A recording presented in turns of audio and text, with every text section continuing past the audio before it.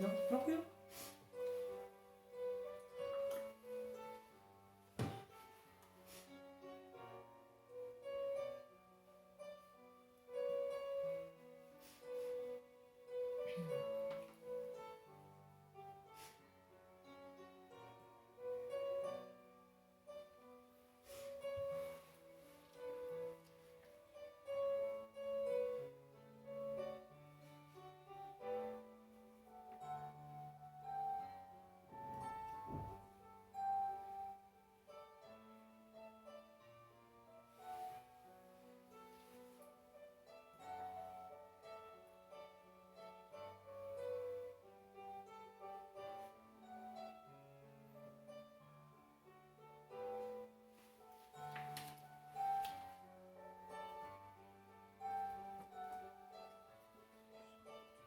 Destaca, por favor, esses três elementos aqui: bíblica, inalterável e universal. Tá, porque a gente começamos primeiramente bíblica aqui.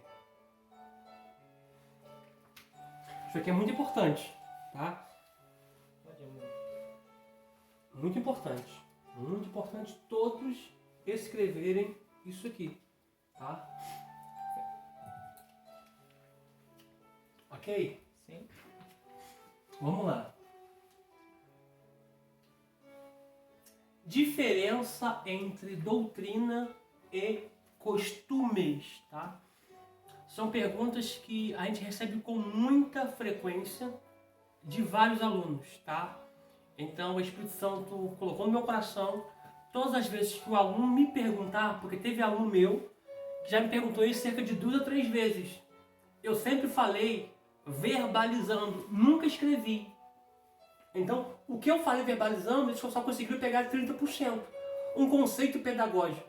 Eu escrevendo, vocês agora vão conseguir pegar mais 30%, 60%.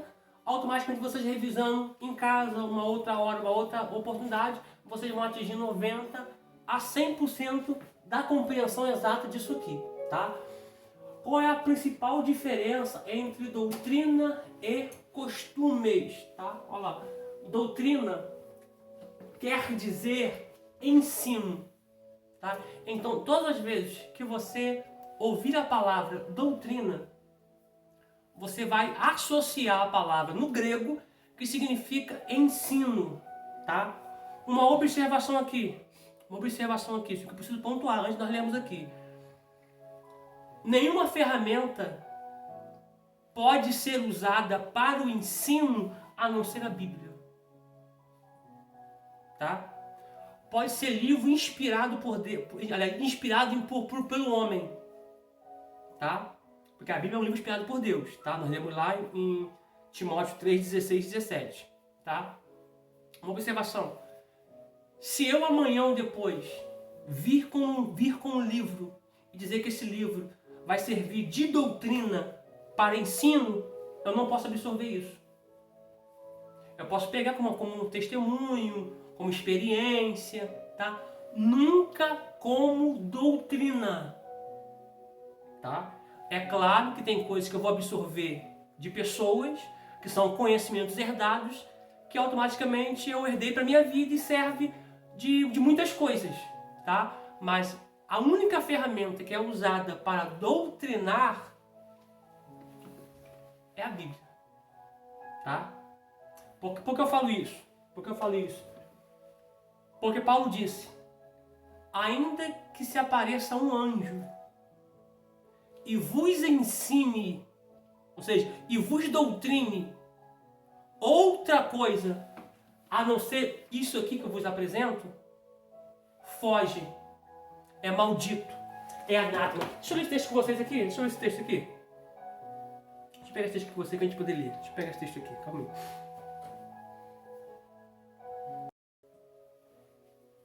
aí. Vamos lá. Gálatas. Eu vou até colocar aqui. Vida, fica um espacinho, coloca aí, por favor. Capítulo 1, versículo 8. Tá? Sim. Ó, Gálatas, olha só.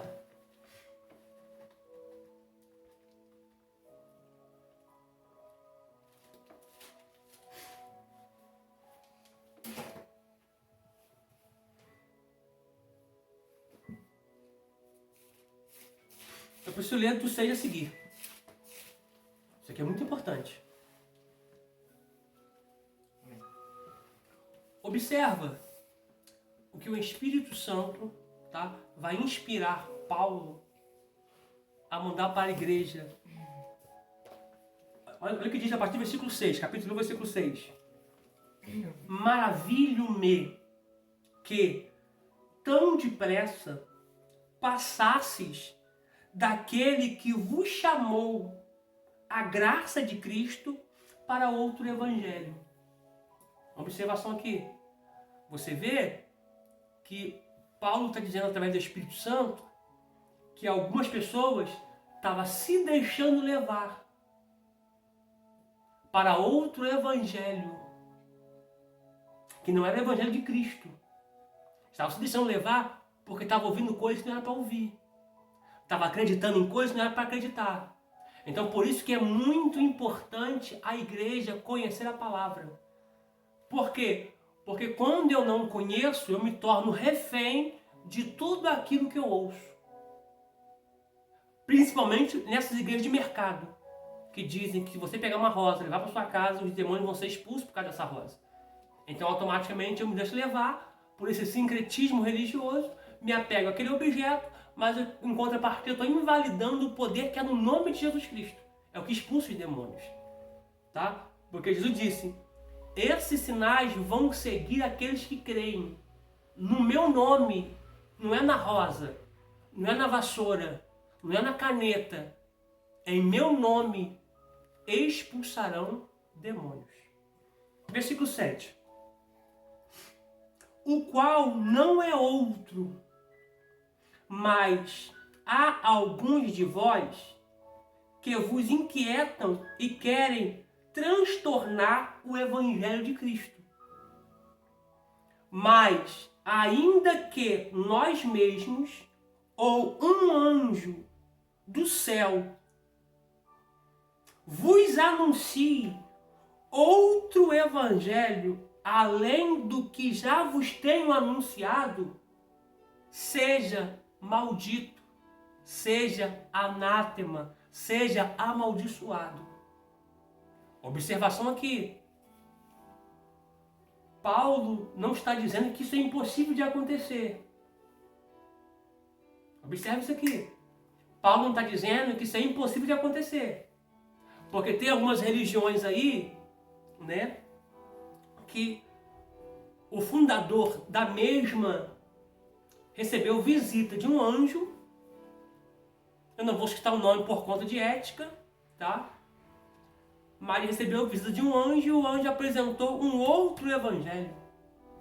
E as pessoas adotaram esse outro livro ou essa experiência compilada por esse profeta, por esse vidente, e colocou acima da palavra, tá?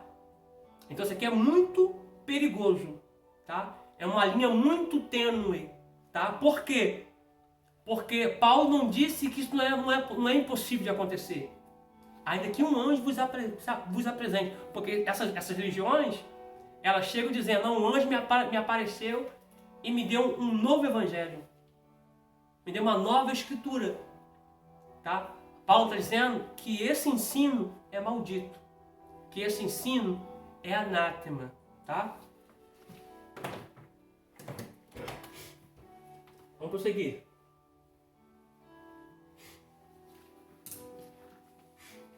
Pegou então? Olha só mais um adendo aqui. Nenhuma experiência pessoal, observação aqui, nenhuma experiência pessoal que eu possa ter ou que alguém possa ter está acima da palavra. Nenhuma. Nenhuma experiência que o homem possa ter está acima da palavra. Exemplo. Porque eu tive uma experiência, uma visão, um sonho, e isso era assim, assim, assim, eu vou colocar a igreja para fazer. Cuidado. Tá? Se não tiver embasado aqui, você está entrando para um caminho da heresia. Você está entrando para um caminho de fábulas. Tá? E automaticamente, isso é um preceito, um conceito antibíblico. Eu posso ter experiências com anjos? Posso. Tá? Exemplo. Deixa eu pegar um exemplo aqui. Um exemplo assim muito corriqueiro, né? Eu tive experiência que um brinco, assim, eu tive experiência que um brinco ou que um esmalte. Peguei aquele esmalte numa casa e o demônio manifestou naquela casa, então o esmalte é do diabo. Só porque o demônio manifestou por conta do esmalte. Então eu não posso pegar isso como uma regra doutrinária, tá? Porque às vezes aquele esmalte foi consagrado no centro espírita, ou foi consagrado aos espíritos, tá? Então não posso pegar isso como doutrina, tá? Então nenhuma experiência pessoal vivida serve como doutrina, porque não está acima da palavra, tá? Eu preciso pegar até outro texto aqui, que Deus colocou acima dele somente a sua palavra. Deixa eu pegar um texto aqui.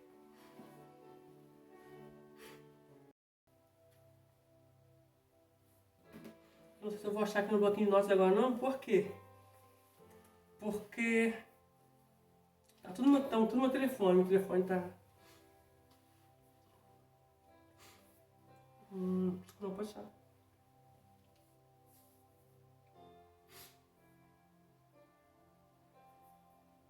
Eu não vou achar agora não. Uma outra hora eu acho e coloco pra vocês. Tá em Salmos. Deixa eu colocar aqui na chave bíblica rapidinho. Só um minutinho, gente. Não vou achar aqui não. Não vou achar não. Uma outra oportunidade a gente fala sobre isso. Vamos lá. Então vocês pegaram isso aqui, tá? Sim. Pegaram, né? Poder acender a luz dali para ficar um pouquinho mais claro, meu filho? Sim. Por favor. Vamos lá. Prossigamos aqui. Conceito de doutrina, tá? Doutrina significa ensino ou instrução, tá? 1 Timóteo, 2 Timóteo, capítulo 3, 16, diz que toda a escritura ela é inspirada por Deus para ensinar, para instruir, para repreender, para corrigir. Vamos lá. No grego significa didache, tá? Doutrina para o cristianismo é ensinar as verdades fundamentais da Bíblia organizadamente, tá? Ou seja, é o conjunto de princípios que servem de base ao cristianismo, compreendendo desde o ensinamento, pregação, opinião das lideranças religiosas, desde que embasadas em textos de obras bíblicas escritas. Como regra de fé, preceito de comportamento e norma de conduta social, referente a Deus, a Jesus, ao Espírito Santo e à salvação, tá? Então, tudo que é de origem doutrinário pode vir através de ensinamentos, pode vir através de pregação, pode vir através de opiniões para a liderança, desde que as opiniões estejam embasadas na Bíblia, tá? Pode vir como regras de fé, desde que estejam biblicamente, desde que sejam biblicamente falando, tá? Pode ser mencionada com preceitos, com comportamento, com conduta social, tá? Que é referente a Deus, a Jesus, ao Espírito Santo e à salvação, tá? Pontuamos de novo aqui, nenhuma experiência serve de regra de fé. Pode servir de testemunho, pode servir de experiência, mas nunca de regra de fé, tá? Porque a fé, ela não vem de experiências de segundos, de terceiros. A fé vem pelo ouvir, e ouvir a palavra de Deus, e ouvir pela palavra de Deus, ok? Ok, vida? Ok? Vamos lá. Doutrina. Consequentemente, a doutrina, consequentemente, ela é bíblica inalterável e universal, tá? Toda vez que eu falo de doutrina, eu vou falar que ela é bíblica, tá? Por ela ser bíblica, ela é inalterável. Eu não posso mudar. Eu não posso tirar e também não posso acrescentar, tá? Vou até ler um texto com vocês aqui agora. E universal, tá? Pega comigo, por favor. Coríntios.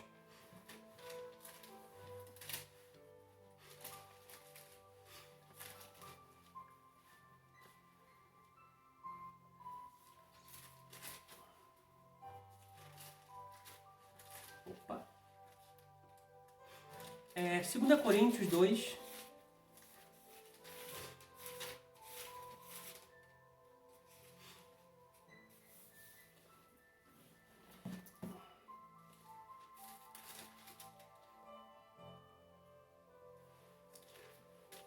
Acharam? 2 Coríntios 2, capítulo 2, versículo 17. Acharam? Sim. Porque nós não somos como muitos falsificadores da palavra. A palavra ela é inalterável. Mas olha o que Paulo está dizendo através do Espírito Santo. Nós não somos como muitos falsificadores da palavra de Deus. Antes, falamos de Cristo com sinceridade, como de Deus, na presença de Deus. Tá? Agora, 1 Coríntios, capítulo 4, versículo 6.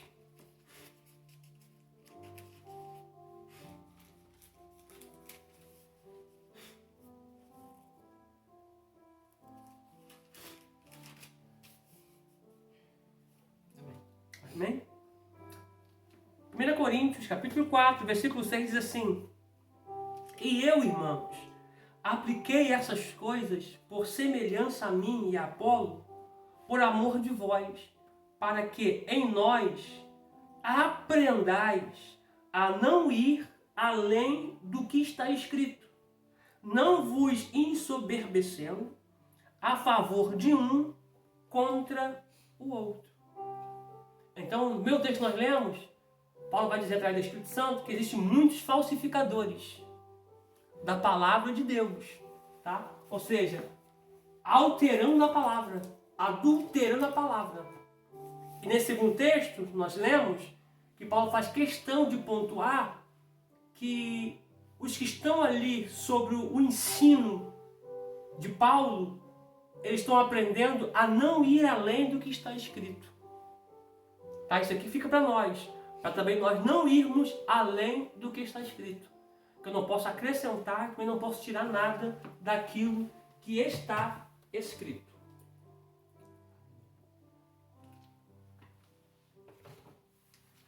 Vamos lá então.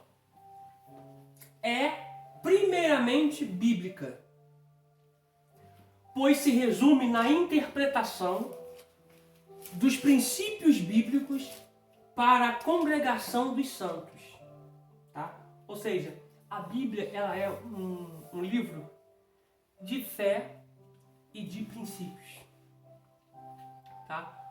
Tudo que Deus criou, Deus colocou uma regra, que é uma lei, e um princípio, tá? Se a gente olhar para o mar tem uma regra. Ele só pode ir até a areia e voltar. Tá? Eu preciso ler esse texto com vocês. Tá? Abra, por favor. Primeiro vamos ler em Jó.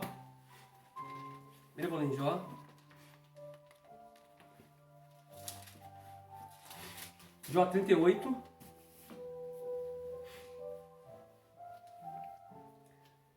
Acharam? Sim.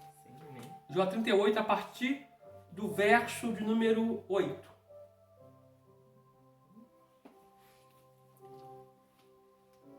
Jó 38, 8 diz assim, ó. Ou quem encerrou o mar com portas quando transbordou e saiu da madre. Quando eu pus as nuvens por sua vestidura e a escuridão por envolvedouro, e a escuridão por envolvedouro. Quando passei sobre ele o meu decreto, ou seja, o mar está sendo criado, Deus está colocando um decreto, Deus está colocando uma lei, Deus está colocando uma regra. E todos esses três geram em torno de um princípio. E lhe pus portas e ferrolhos. Alguém consegue ver as portas do mar? Não. Alguém consegue ver os ferrolhos? Não é porque eu não vejo que não existe. Está lá. Deus colocou lá. E disse, observe o versículo 11, e disse, até aqui virás, e não mais adiante. E aqui se quebrarão as tuas ondas empoladas. Então Deus botou limite para o mar. Até aqui você vai vir. Não passará mais daqui. Professor, em relação aos tsunamis que acontecem e que já aconteceram, isso aí é a natureza sob o comando de um anjo que está se rebelando. Tá? Porque Deus colocou limite, regra, decreto, lei, até que virás, não passarás. Quando esse limite é ultrapassado, existe um ser que controla, que está desobedecendo. E esse ser que está desobedecendo, naquele grande dia, nós iremos julgar eles. Existem anjos do vento, existe anjo do sol, existe anjo do mar, existe anjo do fogo, tá? Gente, pega isso aqui, quando na temperatura, na estação, né? Quando a estação é para fazer calor e faz frio, existe um anjo que está desobedecendo. E eu vou ler texto com vocês, nós vamos julgar os anjos. E esses anjos que estão desobedecendo, nós vamos julgar eles. Paulo vai dizer isso. Vocês não sabem que vocês vão julgar os anjos? Quanto mais vocês não julgam essas coisas dessa vida? Outro texto, Jeremias 4.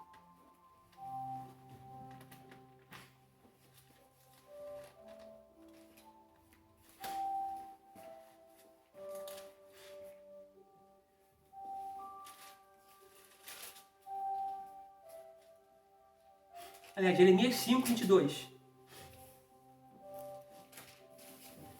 Jeremias 5, 22.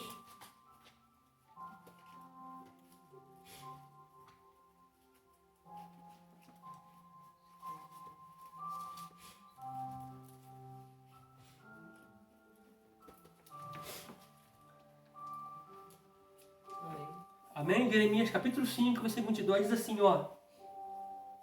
5, 22 de Jeremias. Não me temereis a mim, diz o Senhor. Não temereis diante de mim, que pus a areia por limite ao mar, ó, que pus a areia como limite ao mar, por ordenança eterna, que ele não transpassará. Ainda que se levantem as suas ondas, ou seja, ainda que aconteça uma desobediência e passe, não prevalecerão. Vai ter que voltar. Ainda que bramem, não a transpassarão. Deus não está dizendo que isso não iria acontecer. Deus está dizendo que Ele colocou limite para a água do mar, que é a areia, para não passar dali. Porque vai chegar um tempo em que o mar vai querer o seu espaço.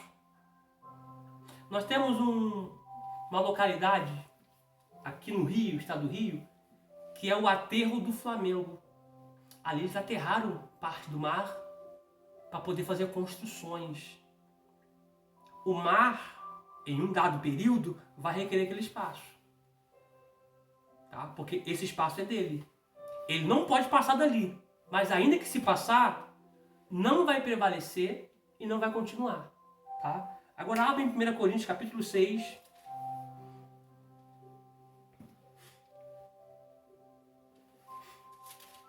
do capítulo 1, aliás, capítulo 6, do versículo 1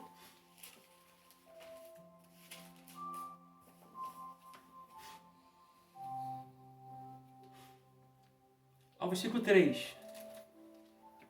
Diz assim, 1 Coríntios. 1 Coríntios, capítulo 6, do 1 ao 3. Ah, tá. Ousa algum de vós, tendo algum negócio contra outro, ir a juízo perante os injustos e não perante os santos? Aqui você está nos dizendo que é errado o irmão levar outro para o tribunal. Por isso que dentro da igreja tem que ter juiz de paz e juiz arbitral, para poder julgar a causa dos irmãos. Não precisa levar para o tribunal. Versículo 2. Não sabeis vós que os santos hão de julgar o mundo? Ora, se o mundo deve ser julgado por vós, sois porventura indignos de julgar as coisas mínimas? Não sabeis vós que havemos de julgar os anjos? Quanto mais as coisas pertencentes a esta vida. Exemplo, se alguém passou por uma tragédia e essa tragédia matou algum familiar, matou algum ente querido seu, foi a natureza que desobedeceu. Foi um dos anjos que desobedeceram. Porque ele tem controle sobre aquele dado local. Exemplo, mar, exemplo, sol, exemplo, vento. Então ele tem um controle sobre tais coisas. Se acontecer alguma coisa que estava sob o domínio dos anjos e acarretou em tragédia, em morte, em desgraça para sua família, naquele grande dia nós vamos jogar os anjos. Porque eles se rebelaram. Exemplo, aqui está fazendo muito frio. Eu particularmente sabia que aqui era frio, pois sou oriundo, mas não sabia que estava esfriando tanto. Porque as pesquisas mostram que nunca teve tão frio assim como está tendo nos dados momentos. Existe algum anjo que está desobedecendo.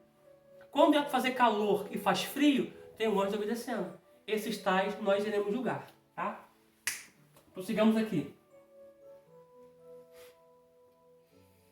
Ó, todo aquele que prevarica e não persevera na doutrina de Cristo, não tem a Deus. Quem persevera na doutrina de Cristo, esse tem tanto o Pai como ao Filho.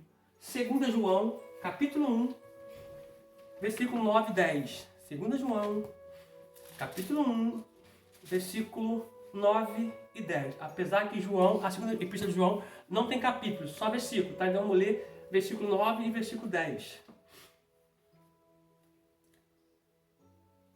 Todo aquele que prevarica e não persevera na doutrina de Cristo, não tem a Deus. Quem persevera na doutrina de Cristo, esse tem tanto o Pai como o Filho.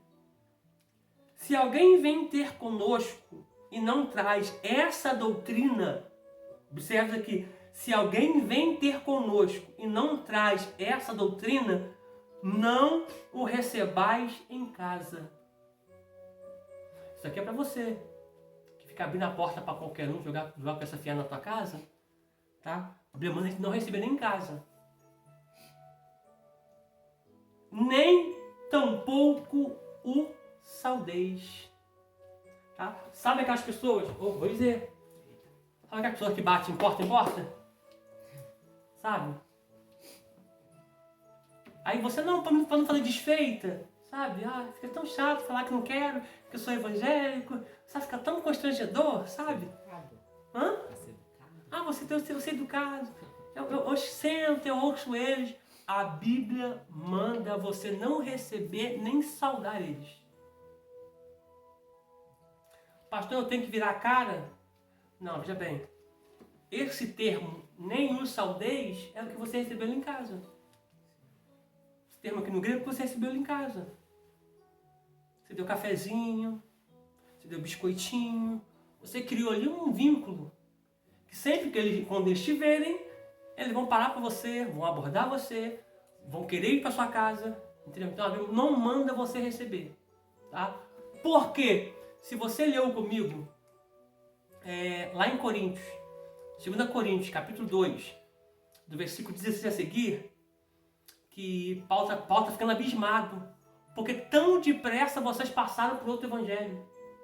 Aliás, Gálatas, capítulo 1, versículo 6 a seguir, do versículo 6 a 8, Paulo está dizendo, vocês passaram muito depressa para outro evangelho. Por quê? Deram ouvido para quem não é para dar. Ah, pastor, mas eu ouço, mas depois eu lanço a palavra. Lança nada. Se você não lança a palavra nem para os seus familiares, vai lançar para eles. Então, não recebo em casa. Tá? É a Bíblia que nos orienta a isso. Ok? Deixa eu tirar a foto aqui, minha vida.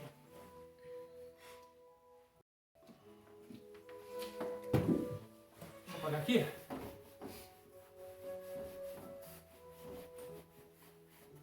Dá continuidade ainda.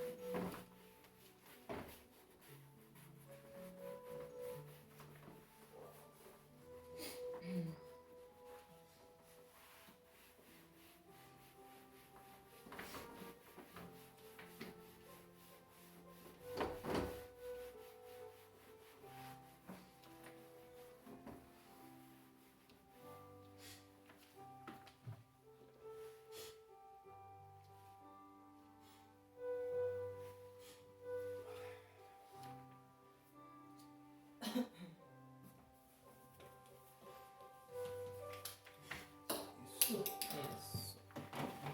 Deixa eu pegar. Peguei.